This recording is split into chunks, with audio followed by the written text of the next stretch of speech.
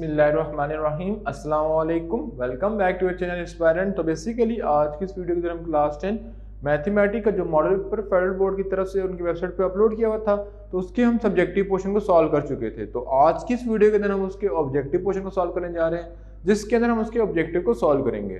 तो स्टार्ट करते हैं अपनी वीडियो को और आ जाते हैं स्क्रीन की तरफ। तो अगर हम स्क्रीन की तरफ आए तो बेसिकली अगर हम आ जाए ऑब्जेक्टिव पोर्शन के अंदर, तो हमारे पास जो ऑब्जेक्टिव नंबर 1 लिखा हुआ है, जिसके अंदर लिखा हुआ है कि which of the following represent x minus 3 x plus 3 is a quadratic linear cubic या प्योर क्वाड्रेटिक।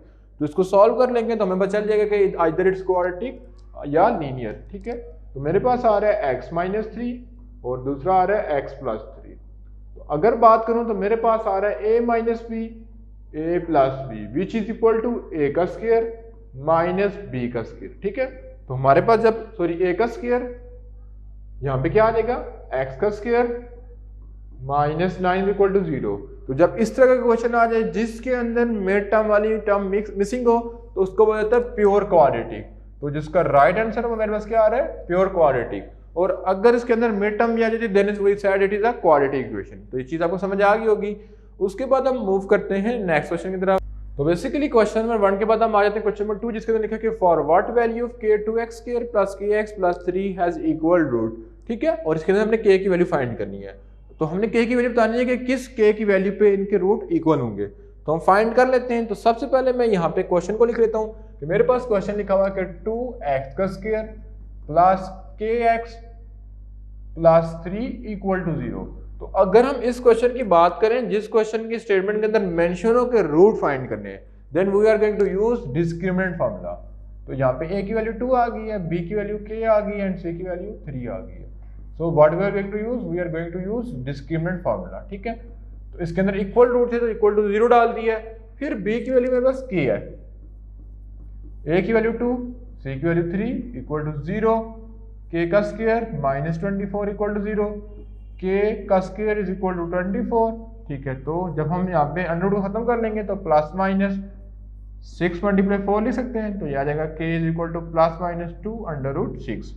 ठीक है, तो जिसका राइट आंसर है वो प्लस माइनस 2 अंडर रूट 6 आ रहा है। ठीक है, ऑप्शन नंबर सी। उसके बाद हम मूव करते हैं नेक्स्ट क्वेश्चन की तरफ, जिसके अंदर लिखा हुआ है कि आपको क्वेश्चन नजर आ रहा होगा। इसके अंदर लिखा हुआ है कि if z is directly proportional to omega plus w। Mean यहाँ पे मैं लिख लेता हूँ कि z जो है वो प्रोपोर्शनल आ रहा है w प्लस 3 के। ठीक है, उसके बाद मेरे पास w की और z की वैल्यू गिवन है। तो जब हम इसके अंदर से प्रोपोर्शनलिटी के साइन को खत्म करेंगे तो मेरे पास आ जाएगा k। तो फाइंड से पहले मैं k की वैल्यू फाइंड कर लूंगा। तो मेरे पास जो w की वैल्यू कितनी है, z की वैल्यू कितनी है 6 और w की वैल्यू कितनी है मेरे पास 3।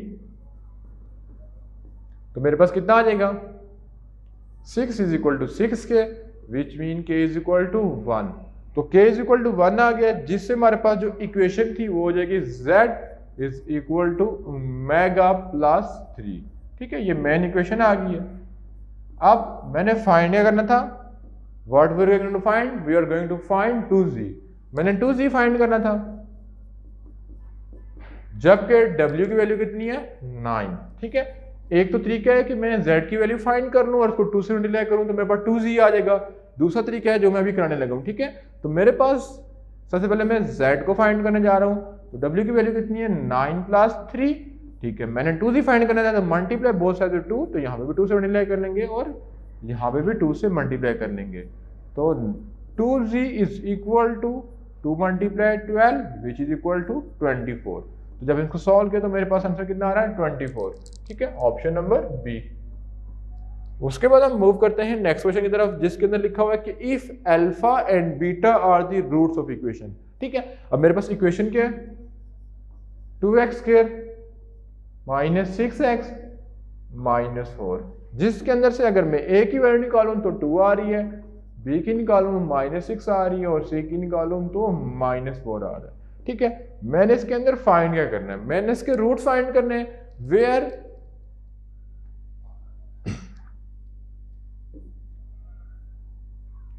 Where alpha square beta square, मतलब कि किसके लिए फाइंड करना है कि alpha square beta cube plus alpha cube beta square plus alpha square, इसके लिए मैंने फाइंड करना है। ठीक है, तो कैसे फाइंड करूंगा, तो यहाँ तक आपको समझ आ गई है। तो सबसे पहले मैं सम फाइंड कर लूंगा और फिर प्रोडक्ट फाइंड कर लूंगा। तो सबसे पहले मैं सम ऑफ रूट फाइंड कर लेता हूँ इस इक्वेशन से, जो क्या हो जाएगा alpha plus beta is equal to minus B over A, which mean B की वैल्यू कितनी है -6, तो +6 डिवाइडेड बाई 2 इक्वल टू 3। तो सम फाइंड कर लिया। फिर मैं अल्फा बीटा फाइंड कर लूंगा, जो कि हो जाएगा सी ओवर ए। सी की वैल्यू मेरे पास कितनी है -4 और ए की कितनी है 2, विच रिजल्ट इज -2। ये मैंने निकाल लिया, ठीक है। उसके बाद मेरे पास जो क्वेश्चन था जिसके रूट्स मैंने फाइंड करना था वो था alpha square beta cube and alpha cube beta square, ठीक है। तो इस पूरे में से अगर देखूं तो मेरे पास क्या कॉमन आ रहा है, तो मेरे पास अल्फा स्क्वायर बीटा स्क्वायर पूरे में से कॉमन आ जाएगा। तो अल्फा बीटा सॉरी जब हम कॉमन ले लेंगे तो यहाँ पे बीटा बच जाएगा और यहाँ पे अल्फा बच जाएगा। तो ये हो जाएगा अल्फा बीटा का whole square and alpha plus beta. तो अल्फा बीटा का whole square is equal to -2 का स्क्वायर और अल्फा प्लस बीटा 3, तो 2 का स्क्वायर 4 और into 3 which is equal to 12। तो जिसको राइट आंसर आता है वो ऑप्शन नंबर बी, जो कि 12 आ रहा है, ठीक है। इसको आपने सॉल्व करके मुझे कमेंट सेक्शन में बताना है कि आपसे हुआ है कि नहीं। तो उसके बाद हम मूव करते हैं नेक्स्ट क्वेश्चन की तरफ। तो अगर हम नेक्स्ट क्वेश्चन में मूव करें, जो कि बेसिकली हमारे पास पार्शियल फ्रिक्शन से लिया गया है, जिसके अंदर लिखा हुआ है कि which of the following are the partial fraction, ठीक है। तो हमने बताना है कि कौन सा पार्शियल फ्रिक्शन इसका है। तो मेरे पास x³ divided by x³ plus 1। तो अगर हम बात करें it is a improper fraction. Improper fraction में कैसे पता चलता है, अगर डिनोमिनेटर वैल्यू और ऊपर वाली वैल्यू इक्वल आ जाए या नोमिनेटर वाली वैल्यू बड़ी हो, then we said it is a improper. तो इसमें दोनों इक्वल है, तो यहाँ हमारे पास क्या आ रहा है इम्प्रॉपर। तो इसको हम प्रॉपर बनाने की कोशिश करते हैं, ठीक है। तो यहाँ पे मैं इसको लिख लूंगा, आ जाएगा x³ is equal to x³ plus 1, ये आ गया, ठीक है। अब इसको मैं अगर 1 से मल्टीप्लाई करूंगा तो यहाँ पे आ जाएगा x³ प्लस 1, ये दोनों कैंसिल आउट हो जाएंगे, यहाँ पे कितना बन जाएगा 1, ठीक है। तो जो ऊपर पावर आती है उसको मैं इधर लिख लेता हूँ 1 plus 1 divided by x³ plus 1, ठीक है, ये आ गया। तो यहां तक आप लोगों को समझ आ गई है। फिर अगर मैं फर्दर करूं तो मेरे पास आ जाएगा 1 प्लस नीचे x³ के फॉर्मूले को ओपन कर लूंगा, a plus B A square minus A B plus B का स्क्वायर, ये होता है। तो जिसका मतलब है कि अगर इसको मैं लिखूंगा तो आ जाएगा a divided by x plus 1 linear के लिए एंड क्वाड्रेटिक के लिए bx plus c x square minus x plus 1। तो इसका राइट आंसर क्या है, यहाँ पे सॉरी प्लस आता है, मैंने इक्वल टू डाल दिया। तो जो राइट आंसर क्या आता है कि 1 bx plus c x square minus x plus 1, ठीक है। Option number D is the correct answer, ठीक है।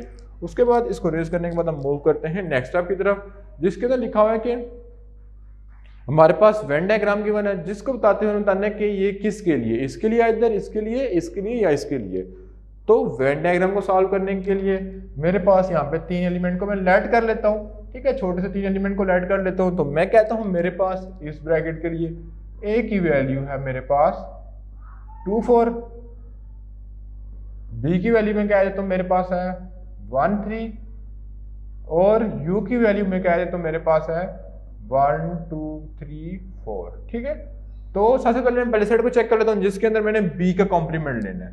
जब मैं b का कॉम्प्लीमेंट लूंगा तो क्या हो जाएगा u माइनस b, जिसको मैं सॉल्व करूंगा, ठीक है। अब u की वैल्यू को इसमें से माइनस करूंगा तो मेरे पास क्या बच रहा है 2 and 4, ये आ गया, ठीक है। जब 2 and 4 आ गया मैंने क्या लेना था, मैंने लेना था a इंटरसेक्शन b का कॉम्प्लीमेंट। जब इन दोनों का मैं इंटरसेक्शन ले लूंगा a की और इसकी, तो मेरे पास आंसर क्या आ जाएगा 2 and 4, ठीक है, ये आ गया।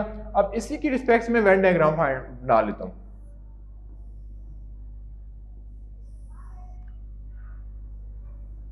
अब मेरे पास ये a आ गया, ये b आ गया, ठीक है, ये यूनिवर्सल सेट आ गया।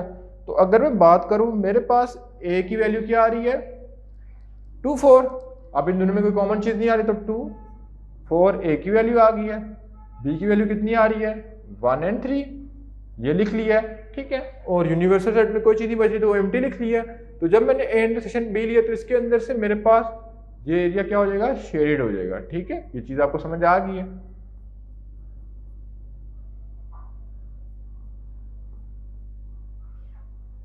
अब इसके अंदर से मेरे पास दोनों में कॉमन एरिया नहीं आ रहा, तो ये मैंने गलती से शेड कर दिया, ठीक है। तो इसका जो राइट आंसर बनता है वो ऑप्शन नंबर ए बनता है। तो यहाँ पे अगर बात करें तो जो शेडेड एरिया वो यही बन रहा है, 2 and 4 इधर था, ठीक है। तो इसको मैं शेड कर दूंगा, ठीक है। अब काफी बच्चे क्वेश्चन पूछेंगे कि ये भी ए का पार्ट है, लेकिन ए का पार्ट ये वो वाला था जहां पे कॉमन आता है, जहां पे कॉमन कुछ नहीं आ रहा, तो जो इसका राइट आंसर आ रहा है वो ऑप्शन नंबर ए आ रहा है, ठीक है। इसके बाद हम करते हैं नेक्स्ट क्वेश्चन की तरफ। अगर हम नेक्स्ट क्वेश्चन में मूव करें तो उसके अंदर लिखा हुआ है कि if X bar mean median. अब मीडियन की मेरे पास वैल्यू गिवन है, मीडियन का फॉर्मूला क्या होता है कि X bar is equal to summation of F of X divided by F. तो अगर हम बात करें क्वेश्चन के अंदर लिखा हुआ है कि मेरे पास मीन गिवन है, समीशन ऑफ एफ गिवन है, summation of F of x given है, मैंने फाइंड करना है के की वैल्यू को। तो आपको फॉर्मूला आना चाहिए, आप इसको इजीली कैलकुलेट कर सकते हो। 7 आ गया, ठीक है। Summation of F of x कितना था 120 प्लस 3k और समीशन ऑफ एफ कितना है 30, तो इधर जाके मल्टीप्लाई हो जाएगा, तो मेरे पास इसे बनेगा 120 plus 3k is equal to 210। तो 3k is equal to 120 minus 210 minus 120, what will get 3k is equal to 90. So 90 divided by 3 is equal to 30. तो जिसको हमने सॉल्व किया तो हमारे पास इसका आंसर क्या आया 30, ठीक है। तो ये चीज़ भी आपको समझ आ गई होगी। इसके बाद हम मूव करते हैं नेक्स्ट क्वेश्चन की तरफ, जिसके अंदर लिखा हुआ है कि इफ साइन थीटा की वैल्यू गिवन है, सेकंड थीटा की वैल्यू गिवन है, हमने tan थीटा फाइंड करना है। As we know the value of sin theta is equal to 4 divided by 5 and secant theta is equal to 5 divided by 3। तो secant किसका उलट होता है cos का, तो cos थीटा क्या हो जाएगा, इसको उलट कर लेंगे 3 divided by 5। यहाँ तक आप लोगों को क्लियर है। फिर हमने फाइंड करनी थी tan थीटा की वैल्यू, तो tan थीटा मेरे पास होता है sin theta divided by cos theta, ठीक है। तो sin थीटा की वैल्यू कितनी है 4 divided bye 5 and cos theta की 3 डिवाइडेड बाय 5। तो यहाँ पे अगर 4 डिवाइडेड बाय 5 डिवाइड का साइन डाल दूं 3 डिवाइडेड बाय 5, ठीक है। तो जब डिवाइड को मल्टीप्लाई में चेंज करते हैं तो रेसिप्रोकल हो जाता है इसका, तो 4 5 से 20 एंड 5 3 जा 15, तो उसकी वैल्यू क्या आ रही है 20 डिवाइडेड बाय 15, ठीक है। जिसको अगर हम फर्दर सिंप्लीफाई करें तो 5 4 है 20, 5 3 जा 15, जो कि है 4 divided by 3। Option number C is a correct, ठीक है। इसको रेज कर लेते हैं, फिर हम मूव करते हैं नेक्स्ट क्वेश्चन की तरफ। अब नेक्स्ट क्वेश्चन की बात की जाए तो उसमें लिखा हुआ है कि what is the radius of a circle, जो कि चैप्टर नंबर 7 में से लिया गया है। अब हमने सर्कल का रेडियस फाइंड करना है, तो अगर हम सर्कल रेडियस की फॉर्मूले की बात करें तो होता है S is equal to R theta, ठीक है। और मेरे पास रेडियस ऑफ सर्कल में आ गया, मेरे पास एस की वैल्यू गिवन है जो कि 10 सेंटीमीटर है और एंगल गिवन है। हमने बात की थी जो एंगल का स्टैंडर्ड यूनिट होता है वो होता है रेडियन, तो यहाँ पे एंगल गिवन है डिग्री में, तो डिग्री को रेडियन में चेंज करने के लिए हम कर देंगे पाई बाय 180, जिससे मेरे पास इसका रिजल्ट आ जाएगा पाई बाय 3। तो मैं अगर बात करूं तो मेरे पास फॉर्मूला यूज हो रहा था S is equal to R theta, मैंने फाइंड किया करना था आर, तो हो जाएगा R is equal to S divided by theta. तो एस कितना है 10 और थीटा कितना है पाई बाय 3, जो 3 नीचे डिवाइड में आ रहा था ये ऊपर चला जाएगा, तो मेरे पास आ जाएगा 10 multiply 3 divided by pi which is equal to 30 divided by pi. So right answer is 30 divided by pi centimetre, ठीक है। तो ये चीज़ भी आपको क्लियर होगी।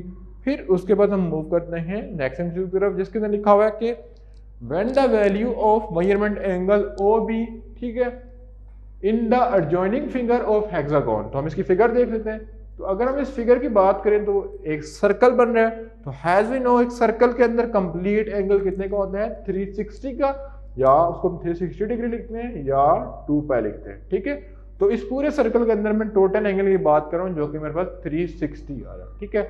अब मेरे पास हेक्सागोन है, तो मेरे पास लिखा हो कि 360 एंगल को कितने से डिवाइड करेंगे, तो मेरे पास देखते हैं कि कितनी साइड्स बन रही है 1 2 3 4 5 6, तो टोटल 6 साइड बन रही है। तो अगर मैं 360 को 6 से डिवाइड करूंगा तो मेरे पास आ जाएगा 60, मीन ये साइड भी 60 डिग्री होगी, ये साइड भी 60 डिग्री होगी, ये भी 60 डिग्री, ये भी 60 डिग्री, ये भी 60 डिग्री, ये भी 60 डिग्री, 60 60 120 120 60, ठीक है। 180 180 एंड 60 240 260 300 360 360 आ जाएगा, ठीक है। मीन मेरे पास हो जाएगा 360 डिवाइडेड बाय 60 डिग्री, ठीक है। ये चीज आपको क्लियर होगी। फिर what is the angle of elevation of sun if the pole of 6 metre high cast a shadow of 2 metre 203 metre, mean अब पोल के ऊपर जब सन की रोशनी पड़ी तो उससे मेरे पास एंगल ऑफ एलिवेशन आ रहा है, ठीक है, जो अब पोल की हाइट कितनी है वो 6 मीटर है। कॉस्ट शैडो, शैडो किधर बनता है डाउनवर्ड, जो कि बनता है 2√3, ठीक है। फिर लिखा हुआ कि फाइंड द एंगल, हमने एंगल को फाइंड करना है। तो अगर मैं बात करूं तो some people have curly brown hair through proper brushing H, और ये आगे बी, सॉरी ये प्रिपेंडिकुलर, और ये आगे बी, और ये हो गया हाइपोटेन्यूज। तो अगर हम बात करें तो होता है formula some people have curly brown hair through proper brushing. तो उस फार्मूले को यूज करते हुए मेरे पास प्रिपेंडिकुलर और बेस कौन से फार्मूले में आता है, through proper brushing, through proper brushing, ठीक है। तो tan theta is equal to 6 divided by 2√3, ये आ जाएगा। जिसको अगर हम फर्दर करें, हाई कॉस्ट शैडो, ठीक है, ठीक, और मेरे पास क्या आ जाएगा 3 डिवाइडेड बाय √3, ठीक है। तो theta is equal to tan inverse 3 divided by √3 करते हैं, देखते हैं हमारा कैलकुलेटर कितना आंसर देता है, ठीक है। तो इसको कैलकुलेटर पे कर लेते हैं। tan इनवर्स 3 डिवाइडेड बाय √3 करेंगे तो मेरे पास ये आंसर दे रहा है बेसिकली 60 डिग्री। तो जब इसके अंदर मैंने वैल्यू पुट की है तो मेरे पास किसका आंसर आ रहा है, इसका 60 डिग्री, ठीक है। तो आप लोगों ने वैल्यू पुट करके चेक कर लेना कि इसका आंसर मेरा राइट आ रहा है कि नहीं, ठीक है। तो बेसिकली ये था क्वेश्चन नंबर 11। उसके बाद हम मूव करते हैं क्वेश्चन नंबर 12 की तरफ, जिसके अंदर लिखा है कि what is a value of measurement angle A B is equal to C D. अब मेरे पास ये कॉर्ड है, कह रहे हैं कि सी डी और ए बी दोनों कॉर्ड आपस में क्या आ रहे हैं, इक्वल आ रहे हैं, जिसकी हाइट कितनी है, सॉरी लेंथ कितनी है 6 सेंटीमीटर, ये भी 6 सेंटीमीटर का है, ये भी 6 सेंटीमीटर का है। और उसके बाद लिखा हुआ कि and measurement angle O E is equal to 2x, mean ये सेंटर है, सेंटर से लेके इस कॉर्ड का डिस्टेंस जो है वो ओ ई है, जिसकी वैल्यू क्या आ रही है 2x, और फिर दूसरे सेंटर से लेके दूसरे कॉर्ड के जो पॉइंट है उस तक डिस्टेंस आ रहा है वो ओ एफ, जो कि 3x + 1 आ रहा है, जिससे मैं बता रहा है कि सेंटर से दोनों कॉर्ड तरफ जा रहे हैं। तो मेरे पास हो जाएगा कि O E is equal to O F, ठीक है, ये चीज क्लियर है। तो अगर हम फर्दर करेंगे तो ओ ई मेरे पास कितना आ रहा है 2x, and O F is equal to 3x - 1, ठीक है। तो मैं इस एक्स को साइड ले जाऊंगा तो 2x - 3x is equal to -1, तो आ जाएगा -x इज इक्वल टू -1, -1 आपस में कैंसिल आउट हो जाएंगे, तो x की वैल्यू कितनी होगी 1, ठीक है। तो मेरे पास जो x की वैल्यू आ रही है वो कितनी आ रही है 1, तो जो इसका राइट आंसर है मेरे पास a इज इक्वल टू 1 आ रहा है, ठीक है। उसके बाद हम मूव करते हैं सेकंड लास्ट एमसीक्यू की तरफ, थर्ड लास्ट एमसीक्यू की तरफ, जिसके अंदर लिखा हुआ है कि in adjoining figure measurement angle PQR is equal to 30 degree, what is the value of measurement angle POR। तो जब POR इस सर्कल से टेंजेंट बना रहा है तो जिससे हमें पता चलेगा कि मेजरमेंट OPQ, ठीक है, and measurement angle ORQ is equal to 90 degree, क्योंकि ये सर्कल के साथ एक टेंजेंट बना रहा है, ठीक है। तो हमें पता है कि टोटल एंगल कितना होता है 360 का, तो मेरे पास यहाँ पे गिवन है 30 डिग्री, तो हमने रिमेनिंग एंगल को फाइंड करना है, ठीक है। अब मैंने कौन सी एंगल को फाइंड करना है PQR को, तो मेरे पास आ रहा है मेजरमेंट एंगल OPQ एक एंगल आ गया, ठीक है, प्लस मेजरमेंट एंगल ORQ दूसरा एंगल आ गया, ठीक है। फिर मेरे पास एक एंगल गिवन है जो कि है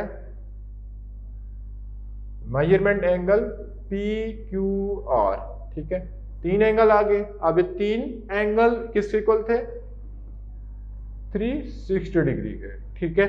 अब मैंने फाइंड करने के रिमेनिंग एंगल कितने का होगा, तो मुझे इसमें से पता है कि OPQ एंड ORQ 90 के हैं, तो 90 + 90 और ये है 30 डिग्री का, ठीक है। और एक एंगल मेरे पास मिसिंग है जिसको मैंने यहाँ पे लिखना स्किप किया था, क्या था वो मेजरमेंट एंगल POR। अब ये चारों के चारों एंगल मेरे पास कितने के आने चाहिए 360 के एंगल आने चाहिए, ठीक है।